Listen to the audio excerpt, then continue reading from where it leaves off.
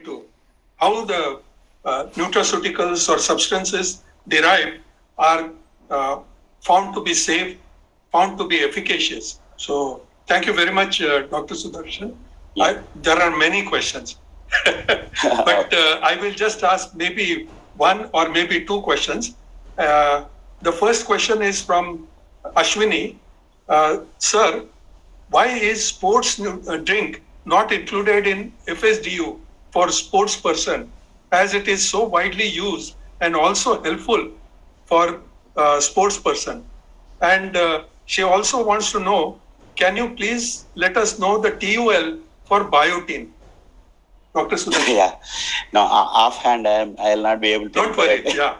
Yeah, but my point is that in the regulation, if you go through, they'll actually all those informations are sport nutrition, weight control, everything has been addressed. You just have to go through. That's what I said. So a lot of information is given the regulations also. Don't think regulations are just to regulate the business, but there are a lot of scientific data has come into that. If you go through those regulations little carefully, you get a lot of information which many of your doubts will be cleared. So I request all of the people to just neutral regulation, and you will find immense, a lot of ideas to do new products.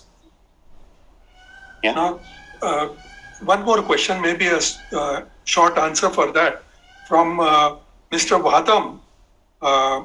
Do we have any botanicals, herbs list where all safe limits of using them has been given under FSSAI, USDA, wherever?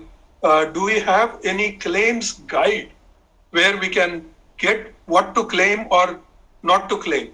You have made a mention of claiming. So can you just throw light on that? Yes, that's what. So now not much this thing scope is given for people to make whatever the claim they make. So that's the reason why I told you that risk reduction also there was open. Now they have closed it by giving what are the risk reduction claim that can use. For vitamins they have given what is the claim that is permitted. Other than that, they have to actually produce the data based on FSSAI. This thing has to be taken from that. So there is actually many people get confused. So what is on the label is different from what is the advertisement. Okay, so advertisement is different, and that is actually taken care by ASCI, Advertisement Council of India. So you can actually online they take all the complaints. So you can if you have any issues with that. But what I am saying is what is claimed on the label of the product is different from what is the claim that they are making on advertisements is different, and there is not much scope for people to make whatever the claims they want to make, just like that. Thank you very much for giving a very nice presentation on the understanding of all these safety and efficacy as well as claims concepts. Thank you very much, Dr. Sudarshan, for having joined us. Dolly? Yes, sir. Thank you, sir. That was a very detailed presentation. I would now like to invite the next speaker of today's session, Dr. Vidya Sridhar and Mr. Vikram, to explain the processes and formulations for food and supplements. Let me introduce the speaker to you all. Dr. Vidya Sridhar is a Senior Manager, Food Designer, Amway India Enterprises. She is a food science professional with more than 20 years of experience in R&D, QA and manufacturing both in the US and India in a wide range of food platforms. With a PhD from University of Wisconsin, Madison and a MS from Kansas State University in food science, she is a domain expert in dairy, beverages, meat analog, natural products, protein, emulsions, gums and stabilizer, and UST processing. She holds 2 US patents, one for her PhD research and another for developing a jelly beverage at PepsiCo. She recently completed a lead auditor course in FSCC 22000 with IRCA certification. At Amway, Dr. Vidya leads food innovation and research for emerging hub of Amway Global INS and is currently establishing a state-of-the-art food innovation center at Chennai, India.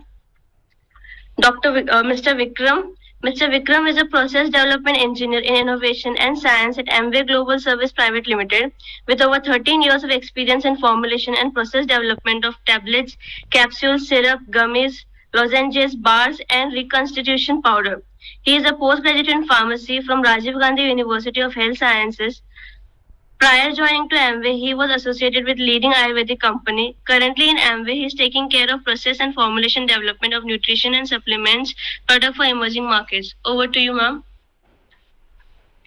Thank you, Dolly. Let me share my screen. Is it on full mode? Not yet.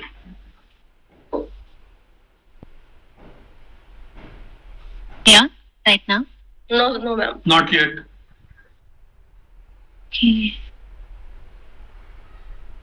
It is on full mode actually at my end. Can you try sharing the screen again? Yeah, I'll try again.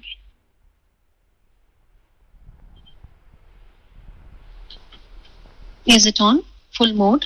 No, ma'am. We can't see your screen, ma'am. Oh, you can't see my screen. I see. Yeah. Okay, 1 minute. Let me again share screen. Okay. Yeah. Yeah. Can you put it in presentation mode? Yes. Perfect. Perfect. Thank you. Sorry about that. Thanks for an excellent introduction. Hi, everyone. It's been a pleasure and a great opportunity for me to share knowledge here in this forum on formulation development with regards to food formulations in particular, but I'll touch upon the process as well. Before I deep dive into the formulation development, I just wanted to give a brief introduction on Amway's R&D footprint across the globe. So we are having R&D centers across the globe, as you can see here, with Buena Park, California as our headquarters. We as Emerging Hub are located in India in 4 different locations. In Gurgaon, which is in Delhi area, we have the nutrition lab, packaging and analytical lab. In Chennai, we have the food lab where I reside. Bangalore, we have the botanical lab and the clinical team. In Madurai, we have the pilot facility that supports the scale-up and pilot operations that Vikram, my colleague, will be talking about. So Amway as a global entity has scientists from all kinds of fields of study. So you can say that the brain power at Amway R&D is amazing indeed. We have 75 and over scientific laboratories. As Dr. Sudarshan and Dr. Vaidya were talking about various research that we do it at Amway, at the agricultural research or the clinical testing, or even the safety aspects of the various ingredients that we use.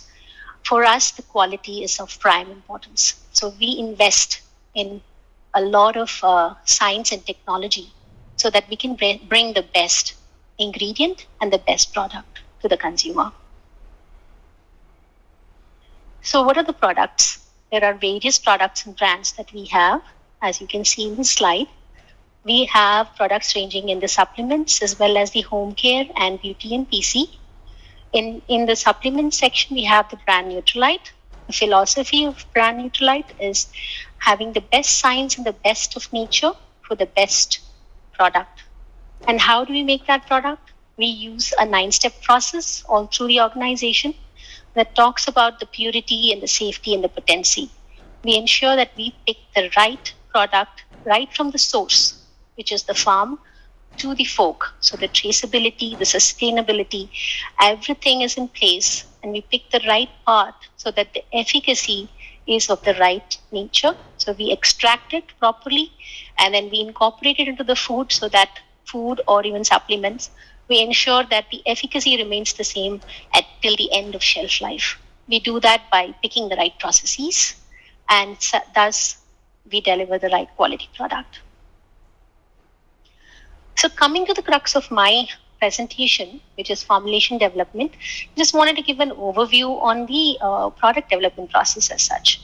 As many of you know, it starts always with a concept that chimes with the consumer need. If it doesn't chime with the consumer need, there is no, success in launch. So we ensure that our product at the concept level is in sync with the consumer need. There's a lot of research that we do at the market research group, and then that totally brings in the analysis part, where the business analysis is done, the cost benefit ratio is done, because ultimately it's the commercialization aspect that really succeeds as well. So we ensure that we bring in that aspect into our process, and then we develop the product once that project brief is given to us. I'll be elaborating more on this process, the development process. And post development, it is launched in the market. So some of the key partners that we try to work with in formulation development, because it's not something that we can do in silo, right? So in the formulation development process, for example, we partner with the marketing and insight group, where, as I mentioned before, the consumer need is taken into concern. And as Dr. Sudarshan Rao had mentioned, we also make sure that it complies with the local regulations and ensure that the claims are met. So we have the botanical and the clinical team within our R&D that work on the safety aspect, the clinical aspect, how efficacious our ingredients can be, what can we bring to the table to bring the USP or the unique selling point to this product. So we have to work with each of these teams to bring out the concept, to bring those ingredients, pick and select the ingredients that can make that unique claim that we would like to bring to the product. Then, of course, we have the botanical team that helps us with bringing the best of the botanicals, and that Mr. Vijendra will be covering in his presentation. We also work with our suppliers and the quality team that audits these suppliers who provide us raw materials, as well as suppliers who co-manufacture products for us. We make sure that the quality of these suppliers are of the highest, because we don't want product to be made at any other than our standards. So we, together with all these people, we try to develop the product, because the ingredients that go into the formulation comes from the approved suppliers. After we develop the product, we have the analytical team that Mr. Vivek will be elaborating on, that we work with to ensure that we can detect the actives in our products. And that's a challenge by itself, because detecting it in the raw material is one challenge, and then detecting it in the finished product is another challenge, because the matrix that we work with can interfere with the active recovery. So we work with the analytical team very closely. So finding the right partners, the key takeaway from the slide is to find the right partners and to work with them to ensure that we can get success in product development. So let's get a little deeper into the formulation development steps. In many food formats that I've worked before, which are not into the nutraceutical or the health supplement platforms, you would have steps number 2, 3, and 4 elaborated. But the step number 1 that I'm talking about here, which is the ingredient selection and screening, and then the active interaction with the base ingredients, is very key when it comes to nutraceuticals and supplements. Why is that so? Because these actives that are key for the claims that we make in these products are the ones that need to be, working together in the matrix that we develop. Let's take an example. If it's a tablet, you can mix it together and there is no sensorials to it. You can just gulp it with water. But when it comes to food formulations, it has a whole new realm of challenges. I'll elaborate on the challenges in the next slide. But to start with, our team actually has to work individually with these ingredients. Every ingredient has to be screened for its efficacy doses as well as for its sensorials. And then after each ingredient is screened, we screen the interactions between these ingredients. And at this stage is when we wean out the ones that doesn't work for us. And then we go back to the botanical team and the clinical team, and the ideation will have to start all over again to ensure that our concept is back on track.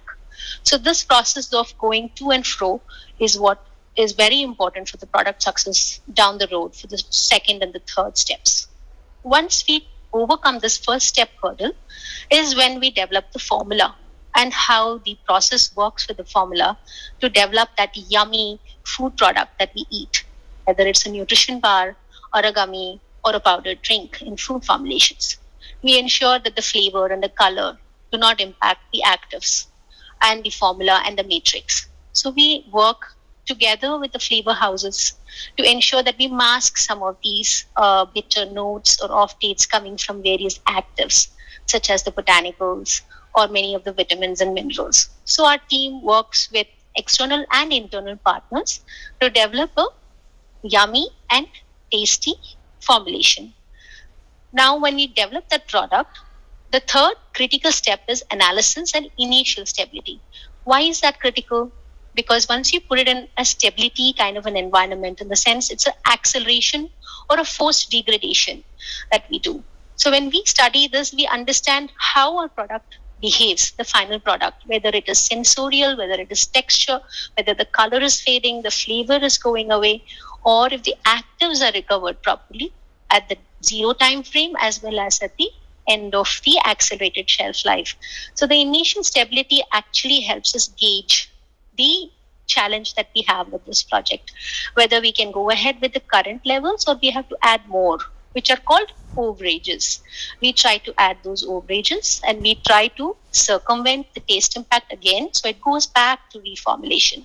So we do this to and fro many a times until the final product is formed that has some good amount of stability. And that is when we decide to submit it to marketing, and market research is done on that. Once that formula is finalized, post-research is when we do a full-fledged stability at lab level, and it gets documented and the technology is transferred to the processing team for the next step, which is what Vikram will be talking to you about, the scale-up and the commercialization aspect. Now, coming to the challenges, I think I've kind of alluded to it during my previous slide. However, I just want to allude to the same challenges that the nutraceutical or the health supplement industry faces quite a bit, especially when we have to use clean label ingredients, where we have to use natural color, natural flavor, no preservatives, a plant forward, with botanicals and nutraceuticals at high efficacy doses. For example, in foods for special dietary use, we will have to use them at very high efficacy doses. So at that time, we have to circumvent the sensorials. So we have to add flavors or maskers or many of these that will help us to mask these, but at a cost, right? So we have to also balance the cost of the ingredients. So it's a game that we play within our division where we try to help bring out the claims with the best quality. And that's the challenge that we have at formulation, to bring the best quality, the right claims with the highest efficacy dose that brings the claim, but yet it has to taste good and it has to have the brand standards, which is the natural color, no preservatives. We also have to work with vendors who are approved in the system. We have very high quality standards to approve vendors. So sometimes we have gone the path where we would have approved a flavor, but the flavor house fails in the quality audit. Then we come back again to the drawing board and we try to develop a new flavor because the other flavor did not get through with the quality audit. So these are the challenges that we face. So we learn with every step and we try to make ourselves more better prepared in the next time around. Then we have the stability challenges, as I mentioned, where we have to ensure that we add the overages and we check for the active levels throughout the shelf life. And then we have the analytical method development, which will be elaborated more by my colleague, Mr. Vivek, in his presentation. So sometimes these methods are not very easy when it comes to the matrices that we work with. So we'll have to work very closely to ensure that we recover the actives. It may not be because of the heat degradation or the processing. It could be purely because the method is not correctly developed. So we'll have to develop with the analytical team to understand these nuances, and they are the experts in that. So we work with them. So these are a kind of a summary on how we work in the formulation and develop an awesome product. We at Amway have a foods team, resides at Chennai and Gurgaon as well. We work in various formats. We hope to work more in various other new formats as well and bring the best of the products into the market. So thank you for the time, and I pass along the presentation to Mr. Vikram. Thank you. Thank you, Dr. Vidya. Thank you, I Doctor. think we can combine the questions together after Sure. Vikram's presentation. Yeah. Sure. Mr. Vikram, please go ahead. Yeah. Thank you.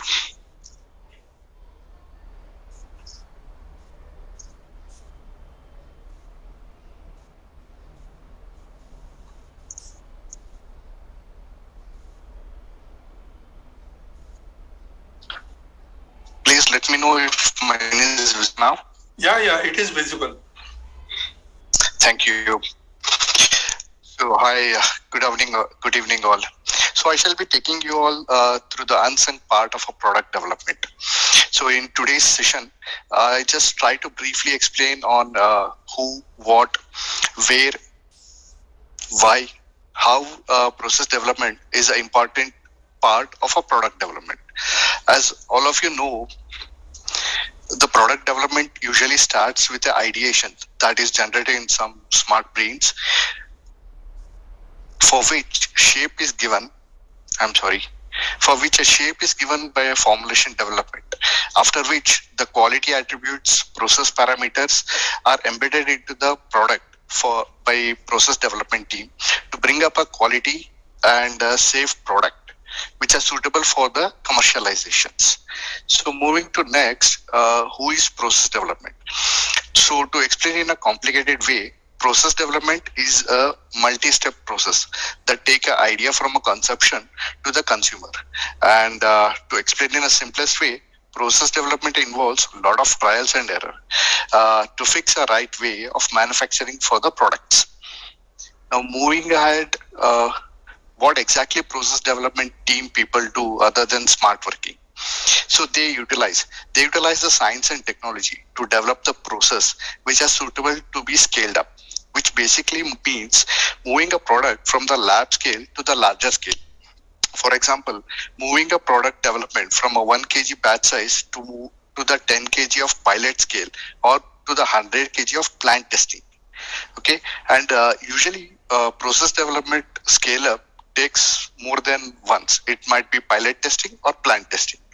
And during process development, quality testings are embedded into product by creating specifications or the control points. Scale up process exposes the product to the different parameters and steps of manufacturing which are necessary to build a safety and quality into the products. Process development runs also help us to understand how product runs at different conditions. How efficient is the process what we have employed for manufacturing that product. And scale up runs. Almost many of the time, the consecutive scale up runs what we run makes us understand how much is the loss occurring during the process of scale up, and we get an opportunity of understanding where the loss of a product is happening and techniques to overcome them. And lastly, process development run helps in determining most accurate product cost. So where process development is involved. So process development is a continuous process. This takes place throughout the product life cycle because there always a existence of some inevitable changes happening to the product. This might be because of man, material or machines. So it is important that process development is throughout the life cycle of the product. And also process development involves three main components in it. So one is a scale up, testing and equipment. These three are interlinked with each other, which are necessary for bringing up a quality, safety and consistency to the product. And not necessarily all the three components are linear steps. Some parts may overlap and some need to happen simultaneously during the processing. So for example, scale up, if we are doing ingredient specification, meanwhile we may also have a plan of testing the samples. At the same time, we may also be thinking of which equipment to be used, what is the size of equipment. So this can't be a linear, and this happens simultaneously. Either scale up, testing equipment, or testing and equipment. So multitasking. So moving to now, why the process development? So as a part of process development, identification of critical quality attributes, which are paramount requirement for the product in turn, can be achieved. Monitoring of critical process parameter, critical material attributes contributes to the critical quality of a product. Determining a critical process parameter is a valuable science-based process which is used in quality risk management. This can aid in identifying which process or a parameter potentially influences the quality of a product. And another term which is nowadays more oftenly used in CQA is CMA, that is critical material attributes. This relates to the input material, their physical, chemical and microbiological properties. Together, when we put up a critical quality attributes, critical process parameters, critical material attributes, and establish a process, we get a value ranges or a boundaries, which gives well established a design space. So now this design space, when we are working within the design space, it ensures that development done within this space will be yielding a consistent quality product matching to the set specifications. So design space gives us a boundary, and there will be a more unlikely chances that we move out of this design space when we are processing a product. And how we do this is one simple example of a mixing parameter, how the critical parameters are important for the process. If we are considering the particle parameters such as particle size, shape, density, hygroscopicity, important, they are the critical points. And if you consider for the mixing process, in which type of mixer, speed, batch volume and movement will be the critical consideration to be given. And some consideration during a transportation, because of a vibration, there might be a chances of segregation and demixing. The importance also should be considered during the of the transportation also, because of the critical process parameters. And in the bottom, if you can see the picturizations, there are some pictures. The initial ones, let me take up the initial ones, which attributes to the quality of material, critical material attributes, which shows the formation of the arches, plug, buildups or rat hole formation in the hoppers. So this may affect the process flow.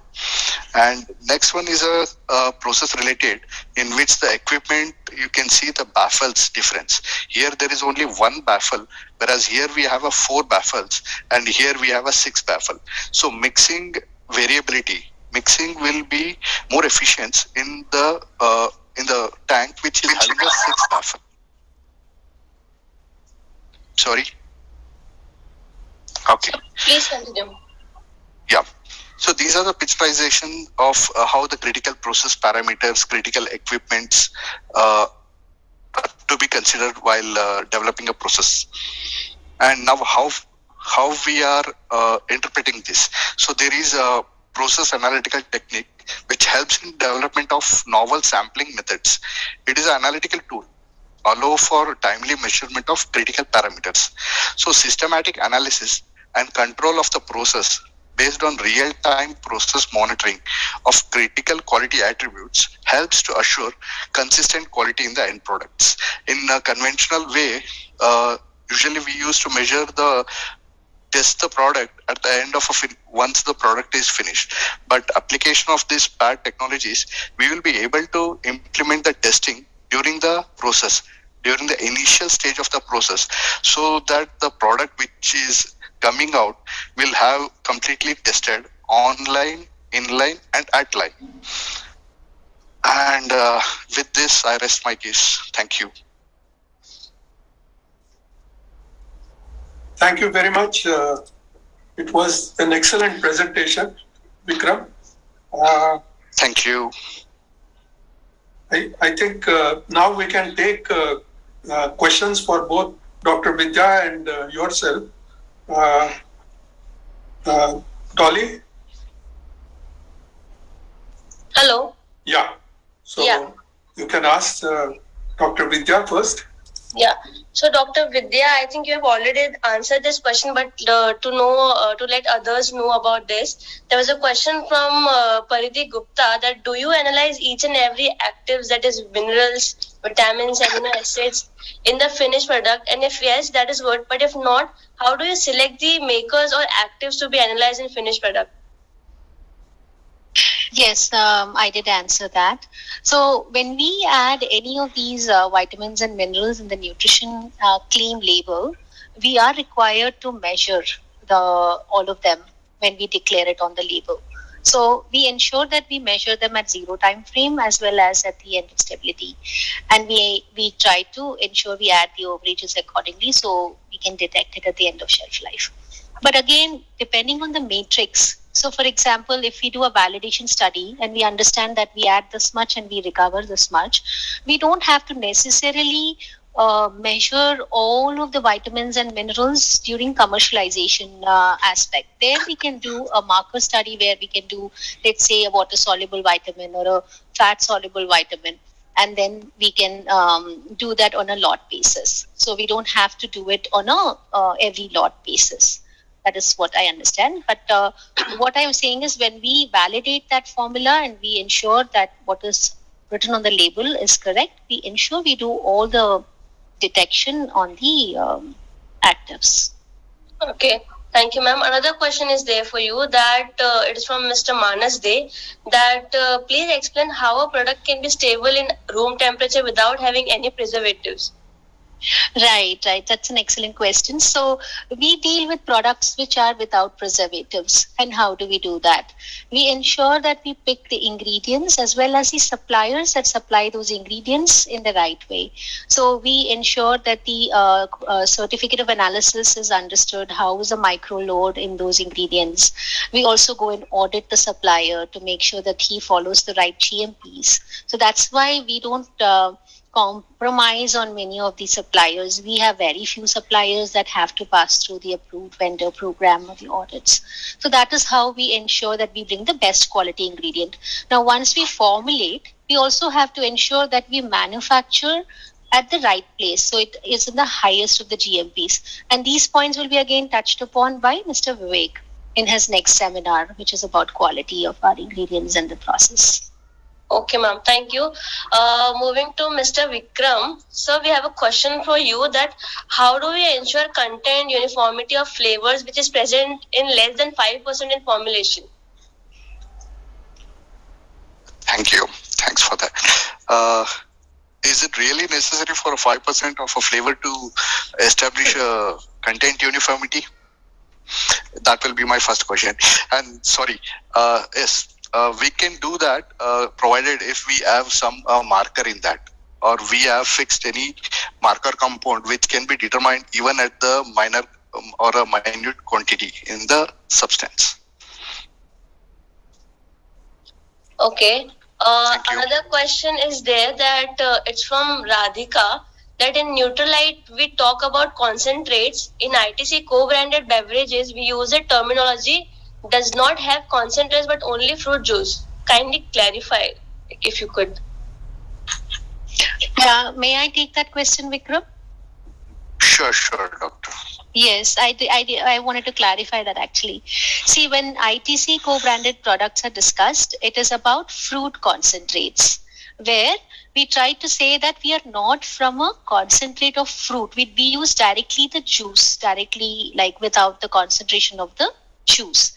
But when we talk about concentrates, I think it's a misnomer. I think you're talking about extracts. So when we talk about botanical extracts and things like that, they are basically concentrated actives.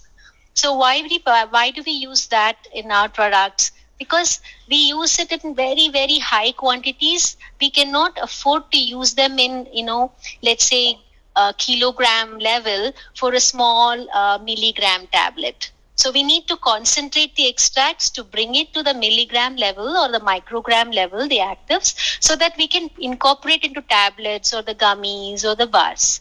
So that's the difference between the two. Thank you for clarifying that, Dr. Vidya. So we have more questions, but looking at the time, we would suggest to go to the next speaker and we can take this question later.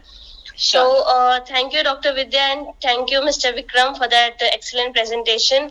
Moving ahead, I would now like to invite the next speaker of today's session, Mr. Vivek Parashar and Mr. Vijendra Kumar, to talk on quality standards in dietary supplements, plus ingredients and botanical traceability and sustainability. I'll introduce the speaker.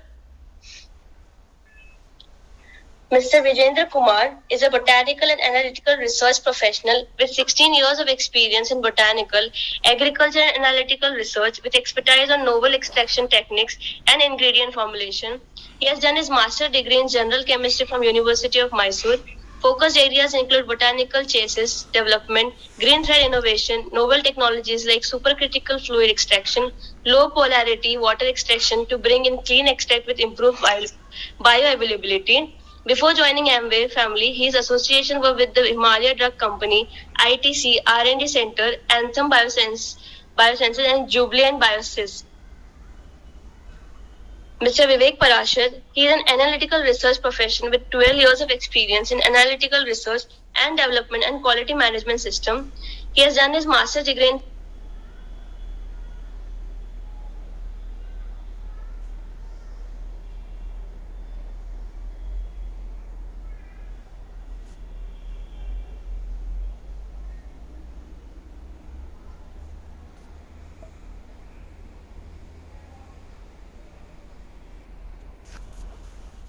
and we can talk about quality standards, dietary supplements, practices in the market, formulation, processing, and botanicals. My topic for today is quality standards in dietary supplements. If I talk about this particular subject, there are two keywords that we can focus on. Number one is dietary supplement, and the second one is quality standards. So we, I think, simply consider that the body which we have accumulated over time, in Desi language we say that this is just a soil. What do we mean by when we say so? Because we are eating food and that food converts into energy and that makes our cells and we become bigger and bigger day by day. So this accumulation has given us the strength that we have. The current scenario in which we live, we have food which is providing these nutritions, but it may not be enough. And to substantiate that, there is a need of dietary supplement in our regular diets. If I talk about these dietary supplements, so as per USP, we can define it as the food which is different from the conventional food which we eat, but provides the nutrients which are required by the body in addition, is called as dietary supplement. There is this FSSR regulation which was published in 2016 under regulation number 6, which talks about nutraceuticals or dietary supplement, and they talk about 6 different categories, which includes health supplement, nutraceuticals, FSDU, which is food for special dietary uses, food for special medical purposes, which is FSMP, functional food, and novel food. There is this new direction which came in the month of March 2022, and according to which now the new categories are health supplement, nutraceuticals, food and FSTU, FSMP, and prebiotic and probiotic foods. If we talk about the format in which these dietary supplements are given along with the food that we eat, so it is generally, I think we consider that this can be in the form of tablets, capsules, syrups, powders, gummies, jellies, and bars. These are the certain formulations which have been approved or recommended by FSSI. And if you have to formulate these formulations, then there are certain list of ingredients which in earlier presentation Dr. Sudarshan has also talked about. He talked about that there are 6 schedules, which now as per current directions are 4. We have nutrients, which includes vitamins, minerals, amino acids, which means the protein and other nutrients. We have schedule number 2, which talks about plant and botanicals. We have molecules and extract from botanical or maybe other sources also. We have schedule number 4, which talks about probiotic and prebiotics.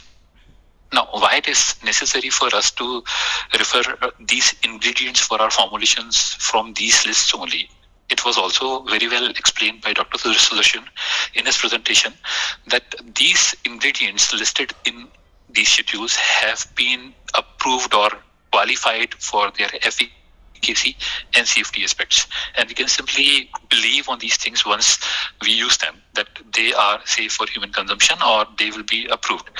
Furthermore, their doses and their NOAEL and TOEL are also defined there. So referring these ingredients give us that platform wherein we comply to the letter of the law, which in our case is FSSAI.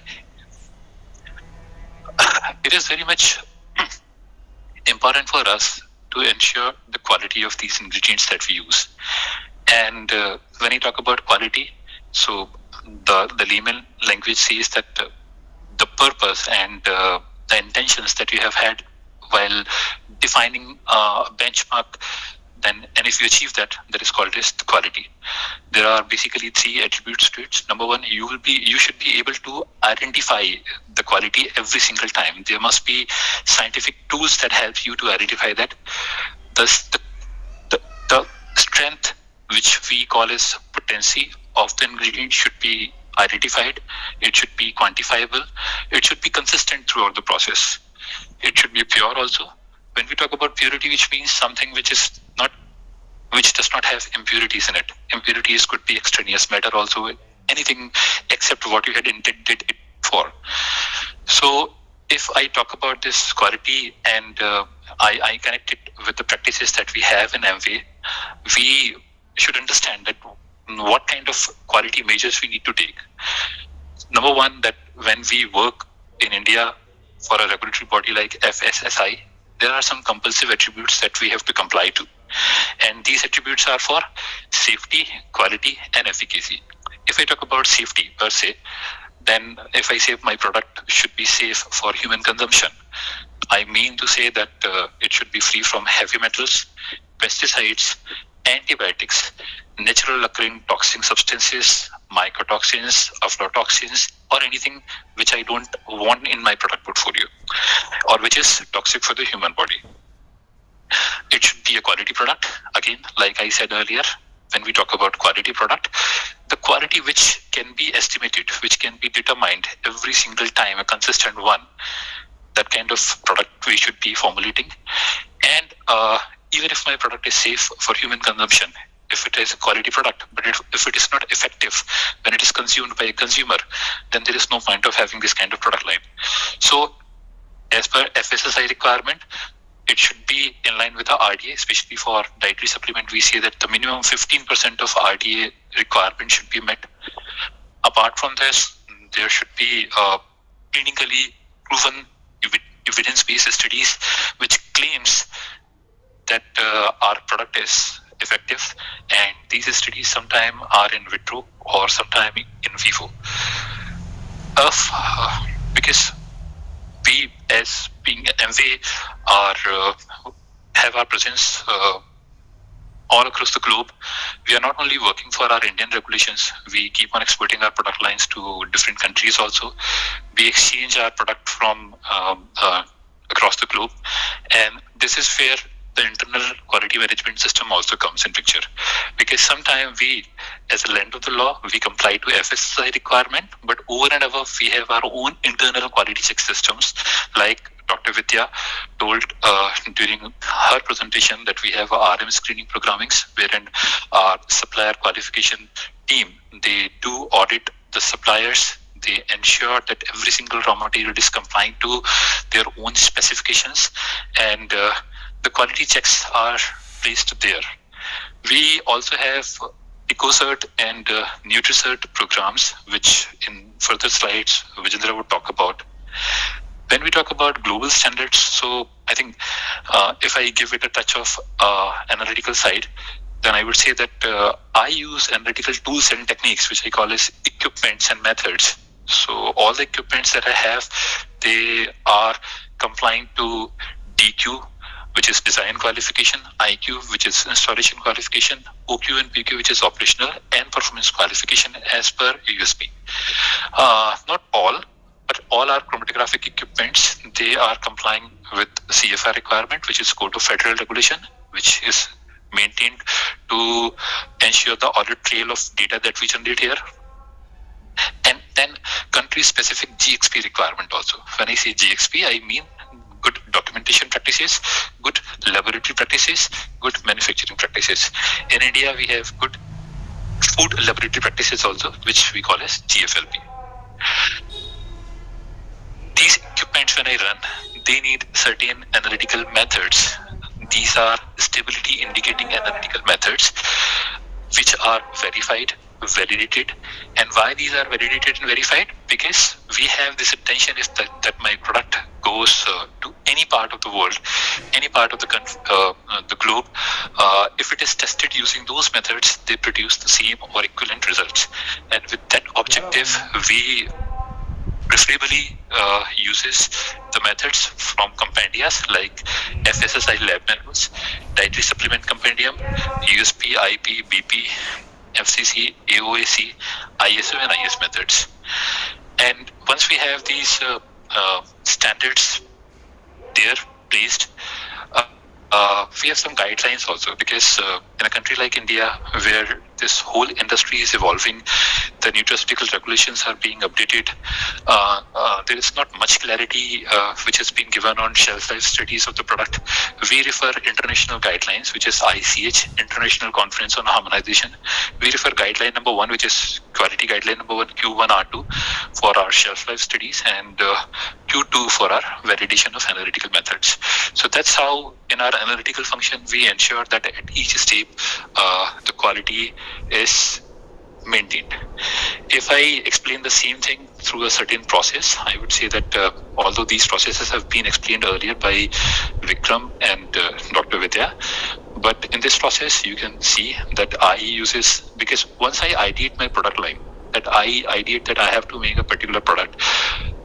With that ideation, I know that what kind of raw materials I am going to use in the process.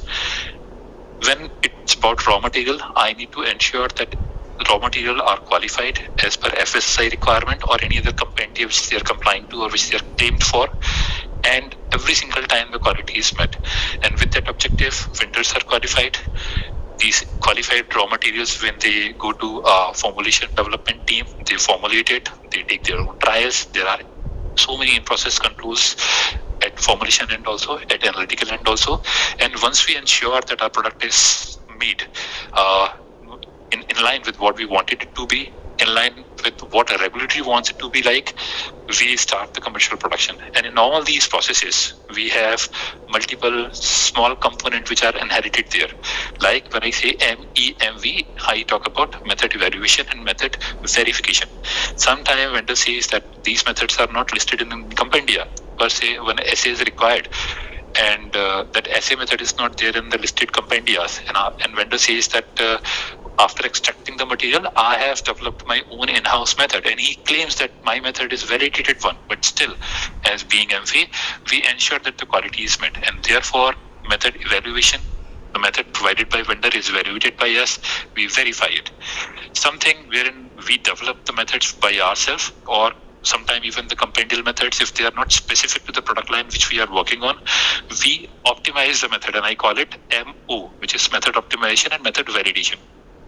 Once the developmental activity has happened, I transfer the method to the commercial site, and I call it TT, which is technology transfer, analytical technology transfer. And once the commercial production starts, then the quality is controlled by quality control team and the quality assurance team. And this is how we have multiple quality check system and ensure that the product which is going to the consumer is of one of the best quality product. I think this also have been explained earlier. We have our analytical research laboratory in Gurgaon. We are also supported by 3 different locations like Bangalore, Chennai, and Madurai. Although they are meant for product development, but they have small equipments there also. So some activities are happening there, but majorly all the analytical research is supported by our Gurgaon laboratory. In the Gurgaon laboratory, when I say, because I have been talking about the equipment which we have, So here's a list of those equipments. The one is high performance liquid chromatography. We have spectroscopic equipment also for the characterization of product. We have dissolution apparatus for vitro assays. We have automated assemblies for fat and proteins. Why I'm bringing these points here? Because we are the world leader in nutraceutical category. We produce one of the best protein powder, and to automate the process of checking quality, we have these automated instruments. We have macro and micronutrients. Macro means especially these fat, protein, carbohydrate, sugar, fiber, and then micro means especially minerals and vitamins. So mineral testings we do by ICP-MS, and vitamin testings and phytocompounds, they are being tested by HPLC. Identification and separation of phytocompound is a little challenging area. In fact, many people do not have that kind of infrastructure and capability in the market. So we have this HPTLC equipment also, which is there in the Madurai lab. Our plant people, our botanical team handles that, and this is to ensure that the pigments and the phytocompounds we use are the one which meets the requirement. This is whatever we do actually. This is as per ISO 17025 requirement or NABL requirement or FSSAI audit requirement. They always claim that there is a possibility that your own internal analytical research and development team or quality team may be biased or partial towards your product lines. And with that objective, FSSAI says that your product, be it raw material or be it your finished product, should be tested at least twice in a year. And with that objective, we have collaborations with external third-party analytical laboratories. We call them CAP, conformity assessment bodies. Even if the sample has been tested, we send our samples to a third-party laboratory and we get the test done, and that gives us confidence that our product is behaving and working well.